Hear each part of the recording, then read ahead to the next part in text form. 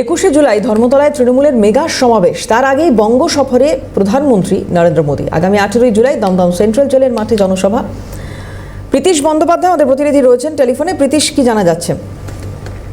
দেখো, 21শে জুলাই অর্থাৎ তৃণমূলের শহীদ দিবসের আগে 18 তারিখ রাজ্যে আসছেন প্রধানমন্ত্রী নরেন্দ্র মোদী। মূলত এর আগে আলিপুরদুয়ারে সভা করে দিয়েছেন প্রধানমন্ত্রী এবং তার দুদিনের মাথাতেই রাজ্যে এসেছিলেন কেন্দ্রীয় স্বরাষ্ট্রমন্ত্রী অমিত শাহ।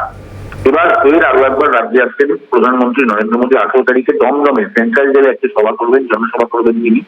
এছাড়াও নবনির্বাচিত রাজ্য সভাপতি ডক্টর শ্রমিক ভট্টাচার্য তাকেও কিন্তু সম্বর্ধনা জানাবেন প্রধানমন্ত্রী নরেন্দ্র মোদী। এমনটাই কিন্তু এখনো পর্যন্ত কার্যক্রম রয়েছে এবং মূলত যেটা মনে করা হচ্ছে যে 2026 বিধানসভা নির্বাচনের আগে প্রধানমন্ত্রী নরেন্দ্র মোদী এবং কেন্দ্রীয় স্বরাষ্ট্রমন্ত্রী অমিত শাহ এবং কেন্দ্রীয় নেতাদের দিয়ে বারবার লাগাতার এ রাজ্যে সভা করানোর যে পরিকল্পনা, সেটাই কিন্তু ইতিমধ্যেই চলছে এবং প্রধানমন্ত্রী নরেন্দ্র মোদী আগামী 18 তারিখ রাজ্যে এসে দমদমে সেন্ট্রাল জেলে একটি সভা করবেন। ধন্যবাদ প্রীতিশ।